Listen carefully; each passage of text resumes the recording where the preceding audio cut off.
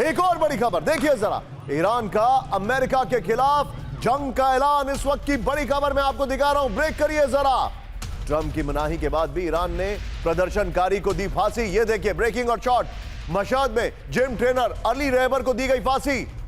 गिरफ्तारी के 10 दिन के अंदर दी गई फांसी। इनका वीडियो भी है, ये देखिए, ये है अली रहबर।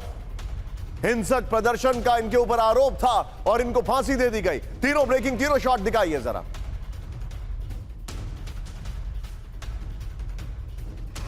ये इस वक्त की बड़ी खबर मैं आपको दिखा रहा हूं, लेकिन इसके साथ ही ये दोनों ब्रेकिंग। अब आप आइए जरा कैम 4 पर। इस वक्त की बड़ी खबर फ्लोर ब्रेकिंग आज की बड़ी खबर। अब जरा हल्का सा पुल आउट करेंगे। कैमरा पर हमारे सहयोगी हैं ईरान, ये देखिए जरा।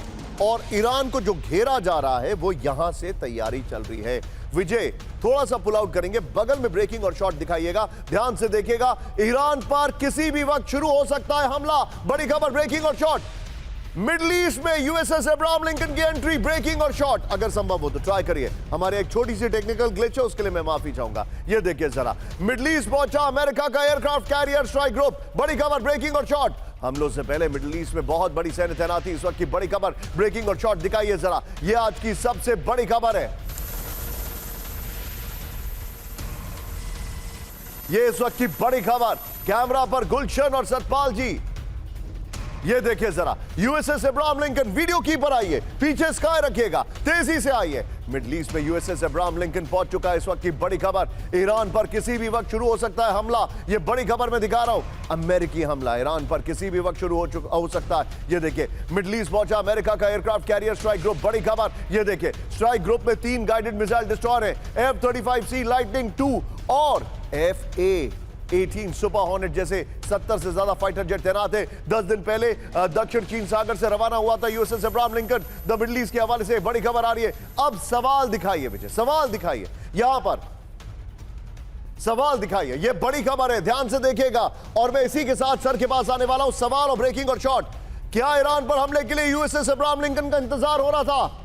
दूसरा सवाल, कोई शॉट नहीं है यहां पर, कोई स्टिल नहीं है। दिखाइए जरा, दूसरा दिखाइए। जो हमारा सवाल है कि इस रीजन पर अब्राहम लिंकन के आते ही क्या ईरान पर हमले शुरू हो जाएंगे? तीसरा सवाल दिखाइए जरा, जो हमारे दर्शकों को जरूरी है। क्या अमेरिका जानबूझकर मिडिल ईस्ट में अपने बेस का इस्तेमाल नहीं कर रहा है? ये देखिए। अब सीधे चलिए इन सवालों का जवाब लेने के लिए ब्रेकिंग और शॉट लीजिएगा। सीधे चलिए, जनरल शंकर प्रसाद सर हमारे साथ है। सर, क्या ईरान में हमले किसी भी वक्त शुरू हो सकते हैं? यूएसएस अब्राहम लिंकन आ गया। जिस किस्म के हालात आज वहाँ दिख रहे हैं, उससे लगता है कि किसी वक्त भी जो भी चाहे वो कर सकते हैं। निशांत, इसमें 3-4 बातें मैं कहना चाहता हूँ। सबसे पहले, केवल अब्राहम लिंकन ही एक हथियार नहीं है वहाँ पे इस लड़ाई को अगर आप देखें, if it really goes to war, इसमें क्या क्या पहलू हैं। सबसे पहला पहलू जो आपको समझना चाहिए वो है इसकी इंटेलिजेंस बेस।